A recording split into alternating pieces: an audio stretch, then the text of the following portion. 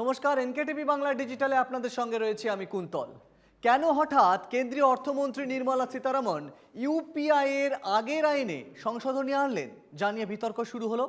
তারপর সেই বিতর্কে জল ঢালতে 8ই আগস্ট সন্ধ্যের পর থেকে বিবৃতি দিয়ে অর্থমন্ত্রক সমস্ত জল্পনায় জল ঢাললেন। বর্তমানে স্মার্টফোনের মাধ্যমে ইন্টারনেটের সাহায্যে চুটকিতেই টাকা পাঠানো হয়ে যায়। মুদি দোকান থেকে শুরু করে রিক্সাওয়ালা এমনকি বাসেও এখন অনলাইন পেমেন্ট একটা স্বাভাবিক প্রক্রিয়ার পথে। পাশাপাশি সবজি বিক্রেতাদের একাংশও ইউপিআই পেমেন্টে অভ্যস্ত হচ্ছেন, যদিও ভারতের 100% ইউপিআই ট্রানজ্যাকশন এখনও করা যায়নি। তথ্য বলছে 2016 থেকে 17 সালে এই সময়ে ভারতে ইউপিআই চালুর পর থেকে বিশ্বের বৃহত্তম রিয়েল টাইম পেমেন্ট ব্যবস্থায় পরিণত হয়েছে এই ব্যবস্থা। আর শুধুমাত্র 2026 সালের জুলাই মাসেই ইউপিআই মাধ্যমে 29.9 লক্ষ কোটি টাকা মূল্যের 2366 কোটি লেনদেন হয়েছে। তার মধ্যেই গত বৃহস্পতিবার লোকসভায় পাস হয়েছে এই সংক্রান্ত আইনের সংশোধনী, অর্থাৎ payment and settlement system act 2007 সংশোধনী বিল পাস হয়েছে। নতুন বিলের নাম হচ্ছে taxation and other lodge amendment bill 2026। এই সংশোধনীর আগে ইউপিআই পেমেন্টে বর্তমানে কোনো চার্জ বা ফি কার্যকর করার প্রস্তাব ছিল না, অর্থাৎ যত ইচ্ছে টাকা পাঠানো যায় ইউপিআই ব্যবহার করে, কিন্তু কোনো অতিরিক্ত টাকা কাটা হতো না।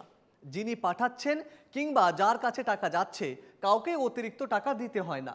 গত 6 আগস্ট বিলটি লোকসভায় পাস হওয়ার পর বিরোধীরা বলতে শুরু করে সাধারণ মানুষের থেকেও ইউপিআই ট্রানজ্যাকশনে টাকা নেওয়ার প্রস্তুতি শুরু করছে কেন্দ্র সরকার। বিতর্ক আর চর্চা শুরু হতেই 8ই আগস্ট সন্ধে 6:40 একটি বিবৃতি দেয় কেন্দ্রীয় অর্থমন্ত্রক। বিবৃতিতে স্পষ্ট বলা হয়েছে, কি বলা হয়েছে? একে অন্যকে অর্থাৎ পার্সন টু পার্সন টাকা পাঠালে কোনো মাসুল কাটা হবে না।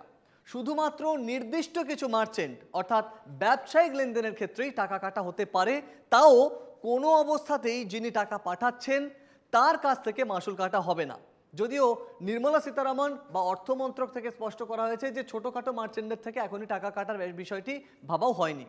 দেশ জুড়ে প্রায় 65 মিলিয়ন বা 6,50,00,000 মার্চেন্ট পেমেন্ট নেন ইউপিআই মাধ্যমে। বস্তুত বিলটি নিয়েই শুরু থেকেই প্রশ্ন তুলে আসছে কংগ্রেস। তাদের দাবি, এর হাত ধরে বিদেশি লেনদেনকারী সংস্থাগুলিকে সুবিধা পাইয়ে দিতে চাইছে কেন্দ্র।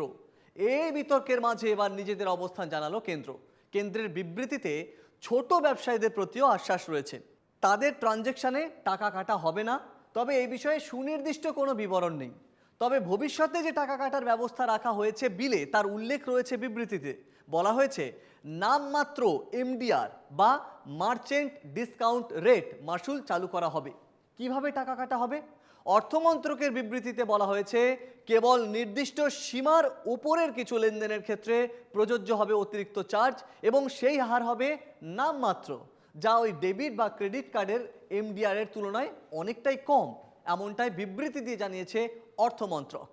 Payment and settlement systems act কেন সংশোধন করা হচ্ছে, এই মুহূর্তে এই প্রশ্নটা কিন্তু সকলের মনে।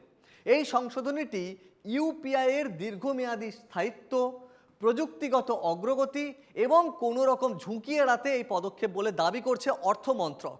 কারণটা কি? কারণ ইউপিআই প্রচুর ব্যবহারে সাইবার নিরাপত্তা প্রশ্নের মুখে পড়ছে। জালিয়াতি প্রতিরোধ করা এবং পরিকাঠামোর উন্নত প্রয়োজন বলে মনে করছে কেন্দ্র।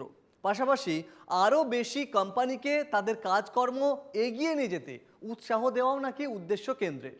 কেন্দ্র মনে করছে এই ব্যবস্থা পরবর্তী ধাপের জন্য কেবল ভর্তুকির উপর নির্ভর করা টেকসই নয়। ইউপিআই যাতে শক্তিশালী হয় এবং ভবিষ্যতের জন্য প্রস্তুত থাকে তা নিশ্চিত করতে একটা ভারসাম্যপূর্ণ কাঠামো প্রয়োজন। এই যুক্তি দিয়ে অর্থমন্ত্রকের দাবি, যদি সাধারণ মানুষের উপর মাসুল চাপানোই উদ্দেশ্য থাকে তাহলে কেন্দ্র সরকার 2016 সালে ইউপিআই চালু করতো না, কিংবা 2020 সালের জানুয়ারি থেকে ব্যবসায়ী ও সাধারণ নাগরিক উভয়ের জন্য বিনামূল্যে ব্যবহারের ব্যবস্থা করতো না। যে বিষয়টি নিয়ে এত হইচই, সেই ইউপিআই আসলে কি সেই বিষয়টা আপনাদেরকে একটু জানিয়ে রাখি। এইটা হচ্ছে গত 5 থেকে 6 বছরে ভারতে আর্থিক লেনদেনের গুরুত্বপূর্ণ মাধ্যম হয়ে উঠেছে ইউনিফাইড পেমেন্টস ইন্টারফেস বা ইউপিআই। ডিজিটাল পেমেন্ট ব্যবস্থার অন্যতম প্রধান ভিত্তি এই প্ল্যাটফর্মটি। কার্যত বিনা খরচে লেনদেনের সুবিধা দেওয়ার ফলে গোটা দেশে ইউপিআই ব্যবহারের পরিমাণ বেড়েই চলেছে। National payments corporation of India বা এনপিসিআই দ্বারা তৈরি ভারতের তৈরি ভীম ইউপিআই, যার পুরো নাম হচ্ছে ভারত ইন্টারফেস ফর মানি। এটা অফিসিয়াল ইউপিআই অ্যাপ, যার সাহায্যে সহজ এবং সুরক্ষিত ইন্টারফেসের মাধ্যমে টাকা পাঠানো এবং গ্রহণ করা যায়। কিউআর কোড স্ক্যান করা যায়, বিল দেওয়া কিংবা একাধিক ব্যাংক অ্যাকাউন্টের তথ্য নিমেষেই পাওয়া যায়। ফলে ধীরে ধীরে এই ইউপিআই পরিষেবা প্রাণভোমরা হয়ে উঠছে জেনজির কাছে। গুগল পে, ফোনপে, পেটিএমের মতো অ্যাপগুলো ইউপিআইয়ের আওতায় বেশ জনপ্রিয় ভারতে। আপনারা কি জানেন সব দেশে ইউপিআই চলে না? তাহলে কোন কোন দেশে ইউপিআই ব্যবহার করা যায়? এই যেমন সিঙ্গাপুর, সংযুক্ত আরব আমিরাত বা UAE, France, Mauritius, Bhutan, Nepal, Sri Lanka, Qatar, কম্বোডিয়ার মতো 11টি দেশে চলে ইউপিআই। এইসব দেশে লেনদেনের জন্য কোনো প্ল্যাটফর্ম ফি না থাকলেও মুদ্রা বিনিময়ের জন্য ব্যাংকগুলো অতিরিক্ত চার্জ কাটতে পারে। ভারতে ইউপিআই নিয়ে বিতর্কের মধ্যেই ফোনপে সংস্থার সিইও জানিয়ে দিয়েছেন তাদের প্ল্যাটফর্মে ইউপিআইয়ে কোনো অতিরিক্ত মাসুল দিতে হবে না, যা আগেও ছিল। যা শুরুতে শোনা যাচ্ছিল ইউপিআইয়ে 2000 টাকার বেশি লেনদেন করলেই নাকি চাপতে পারে মাসুল। আর এই বিতর্ক যখন শুরু হয়েছে তখনই বিরোধীরা রে রে করে উঠেছে। চাপে পড়ে কেন্দ্রও সাফাই দিয়ে দিয়েছে যে সাধারণ মানুষের থেকে কোনো ইউপিআই ট্রানজ্যাকশানে অতিরিক্ত চার্জ কাটা হবে না। অর্থাৎ আপনি যারা রোজকার জীবনে ছোটোখাটো জিনিসপত্র কেনেন ইউপিআইয়ের মাধ্যমে, সেই চার্জ কাটা যাবে না। সেই যে ট্রানজ্যাকশান হবে তাতে অতিরিক্ত কোনো চার্জ হবে না।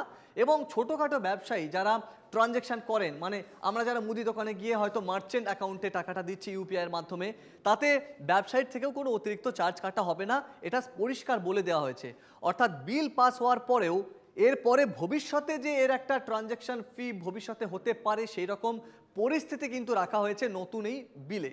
ফলে আগামীতে কোন দিকে মোড় নেয় ইউপিআই পরিষেবা সেদিকেও নজর থাকছে গোটা ভারতের।